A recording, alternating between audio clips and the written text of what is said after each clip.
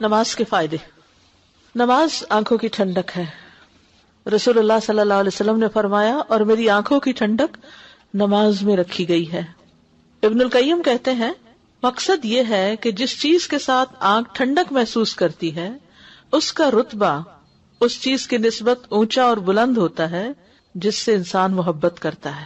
تو اس دنیا میں نماز اللہ سے محبت کرنے والوں کی آنکھوں کی ٹھنڈک ہے، کیونکہ اس میں ایسی ہستی کے ساتھ سرگوشی کا معاملہ ہے کہ آنکھیں ٹھنڈی نہیں ہوتی، دل پرسکون نہیں ہوتے اور نفسوں کو سکون نہیں ملتا مگر اسی کی بارگاہ میں۔ یعنی جب تک نماز نہ پڑھ لے چین نہیں آتا، سکون نہیں آتا، اور وہ اس کے ذکر سے ہی خوشحال ہوتے ہیں اور اس کے لیے عاجزی اور خشوع کرتے ہیں، اس کا قرب حاصل کرتے ہیں، خاص طور پر سجدے کی حالت میں۔ یہ وہ حالت ہے جس میں انسان اپنے رب کے سب سے زیادہ قریب ہوتا ہے۔ غافل کی اس ٹھنڈک سے محرومی۔ پھر وہ کہتے ہیں کہ محبت کرنے والے کا سکون اور آنکھوں کی ٹھنڈک نماز میں ہے، اور جو غافل اور روگرداں ہے اسے اس بات سے کچھ حصہ نہیں ملتا، بلکہ اس کے لیے نماز مشکل اور گراں عمل ہے۔ جب وہ نماز میں کھڑا ہوتا ہے تو گویا وہ انگاروں پر لوٹ پوٹ رہے ہوتا ہے۔ استغفر اللہ۔ غافل نماز میں کیسا ہوتا ہے؟ گویا وہ انگاروں پہ کھڑا ہو، یہاں تک کہ اس کی جان چھوٹ جائے، اور اسے زیادہ اچھی نماز وہ لگتی ہے جو جلدی اور تیز پڑھی جائے، کیونکہ اس کی آنکھیں اس سے ٹھنڈی نہیں ہوتی اور نہ ہی دل کو اس نماز سے سکون حاصل ہوتا ہے۔ تو نمازی بھی دو طرح کے ہیں۔ اب ہمیں اپنا جائزہ لینا چاہیے کہ ہم کس میں آتے ہیں، کیا نماز ہماری بھی آنکھوں کی ٹھنڈک ہے یا نہیں۔ اور جب انسان کی آنکھ کسی چیز سے ٹھنڈی ہو اور اس کے دل کو اس سے سکون اور راحت ملے تو سب سے زیادہ مشکل چیز یہ ہے کہ وہ اس سے جدا ہو جائے۔ یعنی جس سے ملاقات کر کے آپ کی آنکھیں ٹھنڈی ہوں، جب وہ جانے لگتا ہے تو آپ کا دل کیسے ہوتا ہے؟ اداس ہوتا ہے۔ جب وہ چلا بھی جاتا ہے تو آپ اس کو مس کرتے ہیں، ایسے ہی ہوتا ہے نا۔ تو اب آپ سوچئے کہ جب ہم نماز سے محبت کریں گے تو ہمارا کیا دل چاہے گا کہ نماز لمبی ہو، اور جب ختم ہو جائے تو بس ختم ہو گئی۔ جیسے رمضان میں یہ کیفیت آتی ہے، تراویح ختم ہوتی ہے تو ہم کہتے ہیں بس ختم ہو گئی، یا حرم میں جاتے ہیں تو وہاں نماز ہوتی ہے تو کیا کہتے ہیں، تھوڑی سی قاری صاحب اور لمبی قرات کرتے ہیں تو کتنا مزہ آتا ہے، بس اتنی سی نماز۔ وہاں دل چاہتا ہے کہ لمبی، کیونکہ اس وقت ہم سب کچھ چھوڑ کے ایک خاص کیفیت میں ہوتے ہیں۔ اور رمضان میں بھی شیطان چونکہ قید ہوتا ہے تو ہم اپنے اون پر ہوتے ہیں، تو اس وقت بھی نمازیں ہماری ترجیحات میں آ جاتی ہیں۔ اور تکلف کرنے والا ایسا دل جو اللہ کی محبت سے اور آخرت کی محبت سے فارغ ہو اور جو دنیا کی محبت میں مبتلا ہو، اس کے لیے سب سے زیادہ مشکل کام نماز ہے، اور اسے سب سے زیادہ ناپسند نماز کا لمبا ہونا ہے۔ حالانکہ وہ فارغ ہوتا ہے، صحت مند ہوتا ہے، اور اسے کوئی کام بھی نہیں ہوتا، پھر بھی وہ نماز نہیں پڑھتا۔ نبی صلی اللہ علیہ وسلم کیا فرماتے تھے؟ یا بلال اقم الصلاۃ ارحنا بہا، اے بلال نماز قائم کرو، اقامت کہو، ہمیں اس سے راحت پہنچاؤ، ہمیں سکون پہنچاؤ۔ یعنی ہم دنیا کی تکلیف، تھکاوٹ، تنگی اور مشقت میں مبتلا تھے، یہاں تک کہ ہم نماز میں مصروف ہو جائیں۔ پھر نماز کا فائدہ کیا ہے کہ اس سے کامیابی ملتی ہے۔ قد افلح المؤمنون الذین هم فی صلاتهم خاشعون، یقیناً کامیاب ہو گئے وہ مومن جو اپنی نمازوں میں خشوع کرنے والے ہیں۔ رحمت ملتی ہے۔ وَأَقِيمُوا الصَّلَاةَ وَآتُوا الزَّكَاةَ وَأَطِيعُوا الرَّسُولَ لَعَلَّكُمْ تُرْحَمُونَ، نماز قائم کرو، زکوٰۃ ادا کرو، اور رسول کا حکم مانو تاکہ تم رحم کیے جاؤ۔ نبی صلی اللہ علیہ وسلم نے فرمایا جب تم میں سے کوئی آدمی نماز کے لیے کھڑا ہوتا ہے تو رحمت اس کی طرف متوجہ ہوتی ہے، یعنی اللہ کی رحمت آتی ہے اس کی طرف۔ رزق ملنا، وَأْمُرْ أَهْلَكَ بِالصَّلَاةِ وَاصْطَبِرْ عَلَيْهَا لَا نَسْأَلُكَ رِزْقًا نَحْنُ نَرْزُقُكَ، اور اپنے گھر والوں کو نماز کا حکم دیجیے اور اس پہ خوب پابندی رکھیے، ہم آپ سے کسی رزق کا مطالبہ نہیں کرتے، ہم ہی آپ کو رزق دیں گے۔ خود بھی نماز ادا کریں، گھر والوں کو بھی نماز کی وصیت کریں، اللہ آپ کے رزق کی اور آپ کے خاندان کی حفاظت کی ضمانت دے گا۔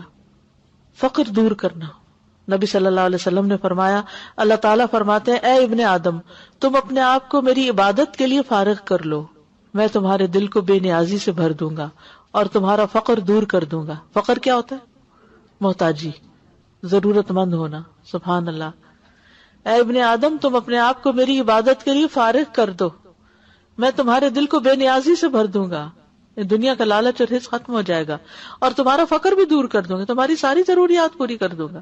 لیکن اگر تم ایسا نہیں کرو گے تو میں تمہارے دونوں ہاتھ کاموں میں مشغول کر دوں گا اور تمہارا فقر دور نہیں کروں گا۔ نماز کا ایک اور فائدہ کیا ہے؟ فرشتوں کی دعائیں ملتی ہیں۔ رسول اللہ صلی اللہ علیہ وسلم نے فرمایا، جب کوئی شخص نماز کے بعد اپنی جائے نماز پر بیٹھا رہتا ہے تو فرشتے اس پر صلات پڑھتے رہتے ہیں، اور فرشتوں کی صلات کیا ہے؟ اللہم اغفر لہ، اللہم ارحمہ، اے اللہ اسے معاف کر دے، اے اللہ اس پہ رحم فرما۔ اور اگر وہ بیٹھ کر اگلی نماز کا انتظار کرتا ہے تو بھی فرشتے اس پہ صلات پڑھتے ہیں، اور ان کی صلات یہی ہے، اللہم اغفر لہ، اللہم ارحمہ۔ ایک نماز کے بعد دوسری کا انتظار عموماً کہاں کیا جاتا ہے؟ جب عمرہ یا حج کے لیے جاتے ہیں نا، تو وہاں ایک نماز پڑھ کے پھر لوگ بیٹھ جاتے ہیں وہیں پر، تھوڑا بہت کچھ کھا لیا، تھوڑا اگر نفل کا ٹائم بیچ میں ہوا تو نفل پڑھ لیے جیسے مغرب کے بعد، اور پھر اس کے بعد قرآن پڑھنے لگتے ہیں، پھر اگلی نماز کا وقت ہو جاتا ہے۔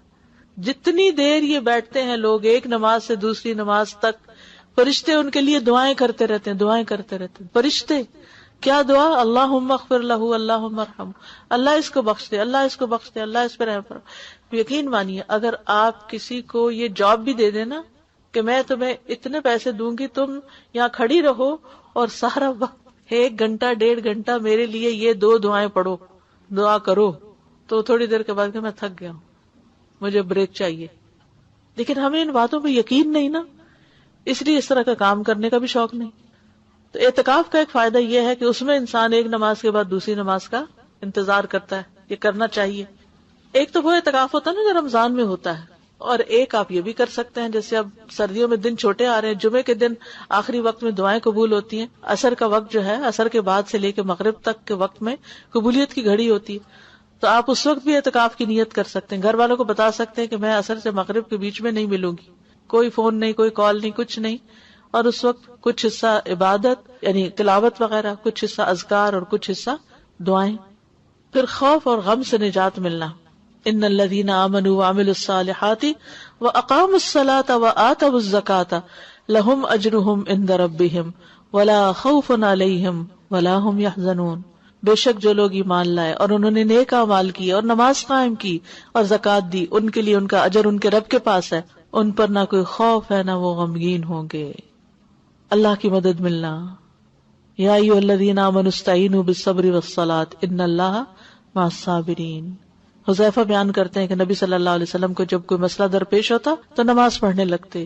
اس بات کو اپنے لیے بھی لکھ لیجئے کہ ہر مسئلے کے پیش آنے پر نماز کی طرف رجوع کرنا ہے، اور دوسروں کو بھی یہی بتائیے، کیونکہ آپ سب دین پڑھتے ہیں نا، تو لوگ آپ سے ضرور اپنے مسائل ڈسکس کرتے ہوں گے۔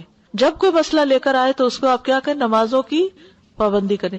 اگر آپ کو یاد ہو یہ بات کہ پہلے جیسے پیر وغیرہ اور جو بزرگ لوگ ہوتے تھے، لوگ جن کے پاس جا کے وظیفے وغیرہ لیتے تھے، تو وہ وظیفہ دیتے ہوئے ساتھ کیا کہتے تھے؟ 5 نمازوں کی پابندی کرنی ہے اور ہر نماز کے بعد یہ پڑھنا ہے۔ تو اب وہ جب 5 نمازوں کی پابندی ہو گئی اور پھر ہر نماز کے بعد وہ ذکر جو بھی دیں کر رہے ہیں، تو مسئلے تو حل ہو جائیں گے۔ تو ہم نماز کو نہیں سمجھتے کہ اس سے مسائل حل ہونے، ہم صرف وظیفے کو سمجھتے کہ اس سے مسائل حل ہونے، حالانکہ نماز سب سے بڑا ذریعہ ہے مسائل حل کرنے کا۔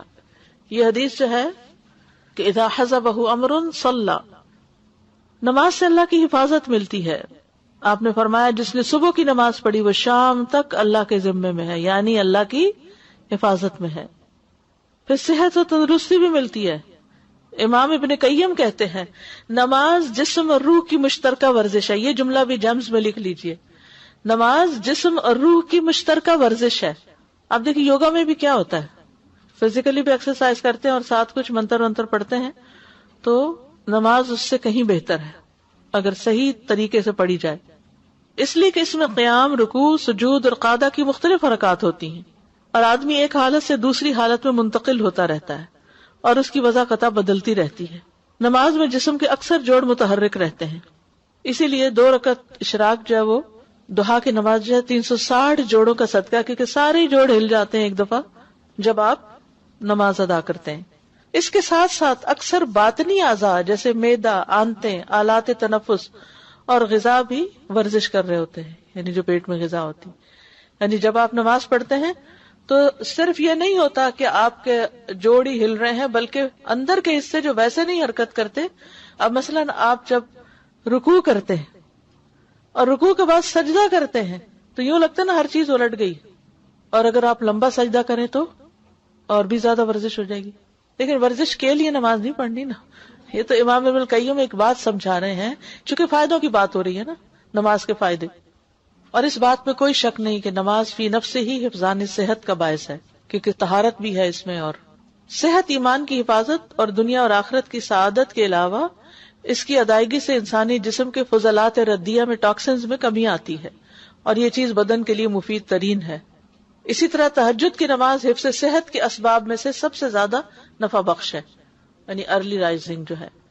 اور کئی ایک دیرپا بیماریوں کو بہت زیادہ روکنے والی ہے، جسم، روح اور دل کے لیے بہت زیادہ نشاط دینے والی ہوتی.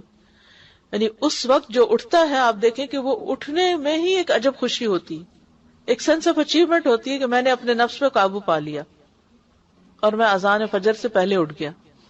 اور ہر طرف ایک خاموشی ہوتی ہے، تو نماز میں بھی ایک اور ہی طرح کا لطف آتا ہے. حشاش بشاش اور خوش مزاجی حاصل ہوتی ہے. جب ایک انسان صبح کے وقت اٹھتا ہے، اللہ کا ذکر کرتا ہے، تو شیطان نے جو 3 گریں لگائی ہوتی ہیں سوتے وقت وہ کھل جاتی ہیں. جب اٹھ کے ذکر کرتا ہے تو ایک کھل جاتی ہے، جب وضو کرتا ہے تو دوسری، اور جب نماز پڑھتا ہے تو ساری گریں کھل جاتی ہیں. پھر وہ صبح کو حشاش بشاش خوش مزاج اٹھتا ہے، ورنہ اس کی صبح نفس کی خباثت اور سستی کے ساتھ ہوتی ہے. اور یہ آپ نے محسوس کیا ہوگا کہ جب آپ اٹھتے ہیں تھکے تھکے سے اٹھتے ہیں، لیکن جو ہی آپ اللہ کا جب ذکر کرتے ہیں اور اچھے سے وضو اور طہارت کا اہتمام کرتے ہیں اور پھر نماز پڑھتے ہیں اور ذکر کرتے ہیں، تو اس کے بعد آپ کی کیفیت وہ نہیں ہوتی جو سو کر اٹھتے وقت ہوتی ہے. اور جن دنوں نماز نہ پڑھنی ہو تو یہ کیفیت بڑی دیر سے جاتی. بیماری سے شفا.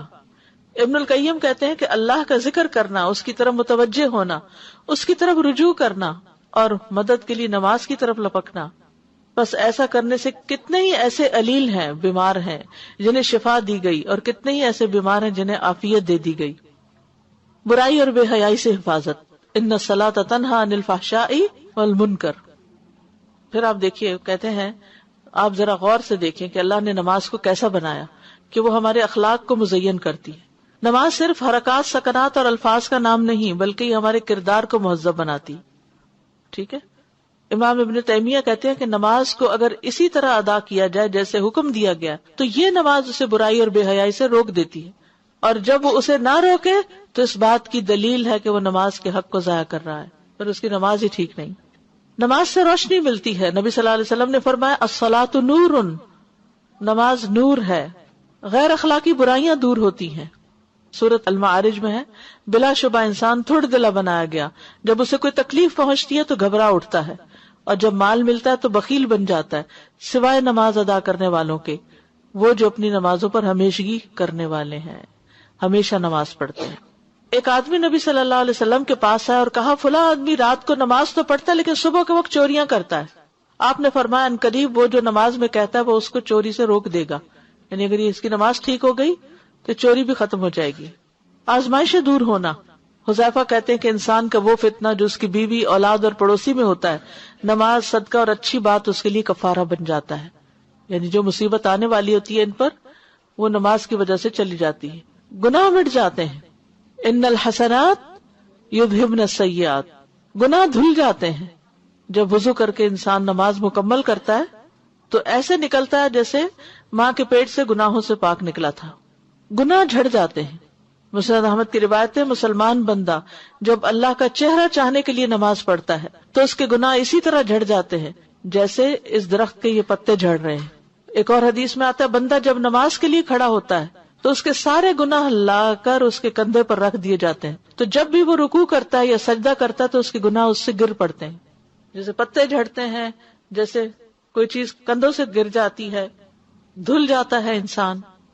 خشوع سے پڑھی گئی نماز پچھلے تمام گناہوں کا کفارہ ہے، پچھلے گناہوں کا کفارہ ہے، جب تک کبیرہ گناہ کا ارتکاب نہ کرے، اور یہ بات ہمیشہ کے لیے ہے. حدیث میں ہے کوئی مسلمان نہیں جس کی فرض نماز کا وقت ہو جائے پھر وہ اس کے لیے اچھی طرح وضو کرے، اچھی طرح خشوع سے اسے ادا کرے اور احسن انداز سے رکوع کرے، مگر وہ نماز اس کے پچھلے گناہوں کا کفارہ ہوگی جب تک وہ کبیرہ گناہ کا ارتکاب نہیں کرتا. اور یہ بات ہمیشہ کے لیے کی آپ نے، یہ سب کے لیے ہے. فرض نماز ادا کرنے سے قدم قدم پر گناہ مٹنا اور درجات بلند ہونا ہے. نماز کی طرف آنے والے کے قدموں کے نشان لکھے جاتے ہیں. جو مسجد میں خاص طور پر آتا ہے۔ ان قدموں کے نشان پر ثواب کی امید ہے۔ آپ کو وہ حدیث یاد ہوگی نا کہ جب بنو سلمہ جو تھے انہوں نے مسجد کے قریب منتقل ہونے کا سوچا تو آپ نے فرمایا نہیں، جہاں رہتے ہو وہیں رہو، تمہارے قدموں کے نشان لکھے جاتے ہیں۔ نماز کا انتظار کرنے والے کو نماز کا اجر ملتا ہے، یہ بھی اس کا فائدہ ہے، یہ پیچھے بھی بات گزر چکی۔ نماز پڑھنا کامیاب تجارت ہے۔ بے شک جو لوگ اللہ کی کتاب کی تلاوت کرتے ہیں اور انہوں نے نماز قائم کی اور جو کچھ ہم نے انہیں دیا اس میں سے انہوں نے پوشیدہ اور ظاہر خرچ، لیکن ہم اس تجارت کو تجارت نہیں سمجھتے۔ کس کو تجارت سمجھتے ہیں؟ اس کے مقابلے میں کس چیز کو ترجیح دیتے ہیں؟ شاپ میں کھڑے ہونے کو تو تجارت سمجھتے ہیں، لیکن مسجد میں قیام کرنے کو تجارت نہیں سمجھتے۔ دنیا کی تجارت تو ہمارے ساتھ ہی ختم ہو جائے گی جو ہمارے حصے کی ہے، لیکن مسجد میں کی جانے والی تجارت جو اللہ کے ساتھ کی جا رہی ہے وہ ایسی تجارت ہے جو کبھی بھی نقصان نہیں اٹھائے گی، کبھی بھی ختم نہیں ہوگی۔ جس پر ایمان لاتے ہیں جو تیری طرف نازل کیا گیا اور جو تجھ سے پہلے نازل کیا گیا، اور جو نماز ادا کرنے والے ہیں اور جو زکوٰۃ دینے والے اور اللہ اور یوم آخرت پر ایمان لانے والے ہیں، یہ لوگ ہیں جنہیں ہم عنقریب بہت بڑا اجر عطا کریں گے۔ اس میں علم کی پختگی کی بات کیوں کی گئی؟ نماز کی اہمیت کا علم اگر انسان کے اندر راسخ ہوگا تو پھر عمل میں کوتاہی نہیں ہوگی یا کم ہوگی۔ یعنی علم سے ایمان بڑھتا ہے، ایمان سے عمل درست ہوتا ہے۔ سب سے پہلے علم کی بات کی گئی، پھر ایمان کی بات کی گئی، پھر اقامت صلاۃ کی بات کی گئی اور زکوٰۃ کی، پھر اللہ اور آخرت پر ایمان کی۔ ایسے لوگوں کے لیے اجر عظیم ہے۔ اجر عظیم کے مستحق کون ہے یہاں؟ آپ دیکھیے، راسخون فی العلم۔ علم میں رسوخ کیسے آتا ہے؟ علم راسخ کیسے ہوتا ہے؟ راسخ کا مطلب ہوتا ہے کسی چیز کا گڑ جانا، ایسے گڑ جانا کہ وہ ہل کے نہ دے۔ یہ کیسے ہوتا ہے؟ ایک وہ علم ہوتا ہے جو اپنے ماں باپ سے سن کے باتیں آپ کو پتا ہوتی ہیں۔ ان میں سے کئی باتیں آپ نے پہلے بھی سنی ہوئی ہوگی جو اس وقت آپ حدیث یا آیات پڑھ رہے ہیں، کیونکہ آپ لوگ قرآن پڑھے ہوئے ہیں تو یہ آیات آپ نے پہلے ہی پڑھی ہوئی ہیں۔ لیکن راسخ کیسے ہوتا ہے؟ جب اس کو آپ دوبارہ پڑھتے ہیں، پھر دوبارہ پڑھتے ہیں، پھر ان پہ غور کرتے ہیں، ان کو سمجھتے ہیں اور ان پر عمل شروع کر دیتے ہیں تو علم پختہ ہو جاتا ہے۔ اور جب علم حاصل کرتے ہیں تو ایمان بڑھنے لگتا ہے۔ اس وقت بیٹھ کر آپ کا جس طرح ایمان بڑھ رہا ہے وہ کچن میں کھڑے ہو کے ایسے نہیں بڑھتا، وہ بھی ایک ضرورت ہے، وہ بھی ثواب کا کام ہے، اس سے منع نہیں کیا گیا۔ لیکن جب علم پختہ ہوتا ہے تو اس کے بعد جو کچھ بھی کیا جائے اس کا اپنا ہی لطف ہوتا ہے۔ راسخ جو ہے نا رسوخ سے، جیسے کیل گاڑتے ہیں نا تو پکا کیل کب گڑتا ہے؟ جب اس کو بار بار ہیمر کریں۔ یس، ان چیزوں کو بار بار پڑھیں، سارے کام کاج چھوڑ کے پڑھیں۔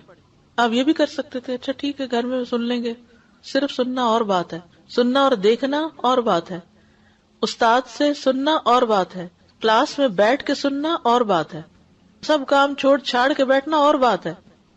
ایک کے بعد ایک ہیمر ہے جس سے علم پختہ ہوتا ہے۔ اور پھر گروپ میں بیٹھنا اور بات ہے، پھر اسائنمنٹ لکھنا، ہوم ورک کرنا، یہ سارے سٹیپس ہیں کس کے لیے؟ علم کو پکا کرنے کے لیے۔ تو جو علم پکا کرے اولئک سنؤتیہم اجرا عظیما، اس میں اجر عظیم ہے۔ قل هل يستوي الذين يعلمون والذين لا يعلمون، کیا وہ جو علم رکھتے اور وہ جو علم نہیں رکھتے برابر ہو سکتے؟ برابر نہیں ہوتے۔ انما يتذکر اولو الالباب، عقل والے ہی نصیحت پکڑتے ہیں، انہی کو اس کی قدر ہے، نہ سمجھو کہ اس علم کی قدر نہیں ہے۔ استاذہ مجھے یہ بھی لگتا ہے کہ علم کے راسخ ہونے میں ایک عمل یہ بھی ہوتا ہے کہ جس علم کی طلب جتنی شدت کے ساتھ ہوگی پھر وہ علم اتنا ہی راسخ ہوگا۔ مطلب علم کو حاصل کرنے کے عمل میں تین چیزیں ہوتی ہیں نا، ایک علم اٹ سیلف، پھر ایک اس کا طالب علم، اور پھر ایک اس کا معلم۔ تو یہ تینوں فیکٹرز اگر ایک ساتھ ملیں اور مطلب ان کا ایک کمبینیشن بنے تو ہی وہ علم پھر راسخ ہوتا ہے، پھر پختہ ہوتا ہے۔ استاد جیسے آپ پکانے کی بھی مثال دے رہے تھے یہاں پر، تو پکانے کے لیے بھی اگر ہم پکاتے اور بھی 2-4 کام کریں تو کھانا بھی خراب پکتا ہے، رائٹ؟ تو اسی طرح اگر ہم چلتے پھرتے خالی اگر علم حاصل کریں گے تو علم بھی کچا پکا ہی ہوگا، وہ کوئی اندر نہیں جائے گا، مطلب راسخ نہیں ہوگا، اس کے لیے بھی تو وقت نکالنا پڑے گا۔ بالکل۔ استاد میں یہ بھی سوچ رہی تھی کہ جب فرسٹ ٹائم ہم یہ قرآن پڑھتے ہیں تو اس وقت تو صرف ہماری آنکھوں سے آنسو ہی بہ رہے ہوتے ہیں کہ ہم کہاں کھڑے ہیں، پھر اس کے بعد جب سیکنڈ ٹائم پڑھتے ہیں تب پتہ چلتا ہے اچھا یہ چیز ہم نے یہاں پڑھی تھی، اس کو اب عمل میں بھی تو ڈھالنا ہے، کہیں ہماری وہی مثال شروع والی نہ ہو جائے. بالکل. تو پھر آہستہ آہستہ اس کے بعد عمل میں ڈھلنا شروع ہوتا ہے, پھر دوسروں کو بتاتے ہیں, تو دیٹ از آلسو راسخ. بالکل. وہ ایک ویژول سا آ رہا تھا کہ راسخ ہو جو گڑنے والی بات ہے اور ٹھوکنے والی بات ہے. تو سر میں سوچ رہی تھی کہ while we were growing up and all تو زیادہ تر دیوار پہ کچھ لگانا ہوتا تو کیل ٹھوکنا یا ڈرل کرنا اور اس کو واقعی مضبوطی ہوتی تھی. اب ہمارا پرابلم یہ کہ ہم تھم پنز والے لوگ ہو گئے, یہاں پہ تھم پن سے چیز لگاتے ہیں اور کام. تو علم کے حساب سے بھی ہم ایسے ہی ہو گئے, تھم پن سے اٹکا لیتے ہیں, کاپی پیسٹ کر لیتے ہیں چیزیں. We don't ingrain it in our brains. ہم وہ ایفرٹ کرنا ہی نہیں چاہتے. پھر جب وہ بات یاد ہی نہیں رہتی تو عمل کہاں سے آئے گا؟ استاذہ ایک بات ہو رہی تھی کہ جیسے یہ ان کی بات ہے ٹھوکنے کی, تو یہاں کبھی ہم دیوار میں ٹھوکتے ہیں تو دیوار آگے سے گرنے لگ جاتی ہے. تو استاذہ میں یہ سوچی ہم اسی طرح غافل ہیں کہ ہم راسخ کرنے کی کوشش کر رہے ہیں لیکن راسخ نہیں ہو رہا, تو ہمیں کیا کرنا چاہیے؟ دل مضبوط کرنا چاہیے. جی ہاں بالکل, ماحول ضروری ہے. ہاں میں سوچی تھی کہ جیسے اس کے لیے قربانی دینا, جتنے ہم اس کے لیے ایفرٹ کرتے ہیں, قربانی دیتے ہیں, جیسے بچہ چھوٹا ہوتا ہے ماں اس کے لیے محنت کرتی ہے, اسی طرح سے ہم نے علم کے لیے بھی محنت کریں گے, قربانی دیں گے, تو پھر ہم اس کو بھولتے نہیں ہیں. بالکل. آخر ایسے لوگ ہوتے ہیں نا, انہونی بات تو نہیں ہے نا کہ یہ ہو ہی نہیں سکتی. جی استاذہ, میں علم کے راسخ ہونے کی بات ہو رہی تھی تو مجھے ذہن میں یہ آ رہا تھا کہ ہمیں جب اپنی اسائنمنٹس یا کچھ بھی دوسرے علوم کے لیے کرنی ہوتی ہیں, جیسے کہ میڈیکل فیلڈ میں یا کسی میں بھی, تو ہم ہر چیز کو ہمیں ہوتا ہے کہ جی ایویڈنس بیسڈ نالج لے کے آنی ہے, اور اس کے اکارڈنگلی جو بھی عمل کر رہا ہوگا ہم اسی ڈاکٹر کے پاس بھی جائیں گے جس کا ہمیں پتا ہو کہ جس کے پاس نالج ہے یا ایویڈنس بیسڈ اس کی پریکٹس ہے. لیکن جب اپنے ان علوم کی بات ہوتی ہے تو ہم لوگ سنی سنائی اور ہم اپنے آباء و اجداد اور جی وہ ویسے کرتے تھے تو ہم اسی پہ چل پڑتے ہیں.